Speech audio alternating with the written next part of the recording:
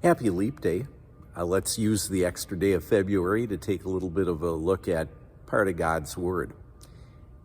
Psalm 69 is a messianic psalm. Now, in a broad sense, all the psalms are messianic.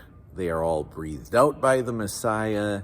They were all sung by the Messiah when he was in his physical body here on earth. And they all speak of the Messiah's love for us. But certain of the Psalms are specifically messianic in that the Messiah speaks in them through the psalmist. Psalm 69 is one of those. It refers to the crucifixion of Jesus. It has him surrounded by his enemies. It has him betrayed by a friend. And specifically, verses 4 and 5 tell us what he's done for us. He says, I'm forced to restore what I didn't steal. My folly is before you, O God, and my guilt is not hidden from you. Just imagine that. Imagine what those words mean. Jesus was forced to repay what he didn't steal.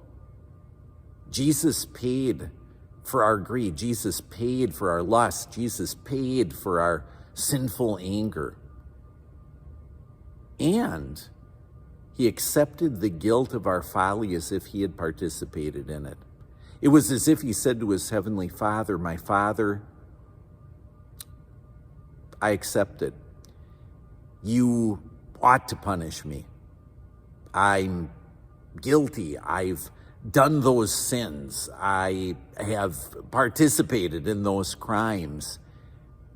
I deserve the pain. I deserve the shame. I deserve the hell that I'm receiving on this cross. And he said it because he loved us.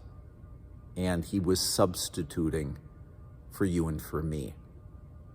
That is the Savior that you and I need. And although it hates to admit it, that's the Savior this world needs as well. While we have an extra day, let's see if we can't find somebody to tell that message to.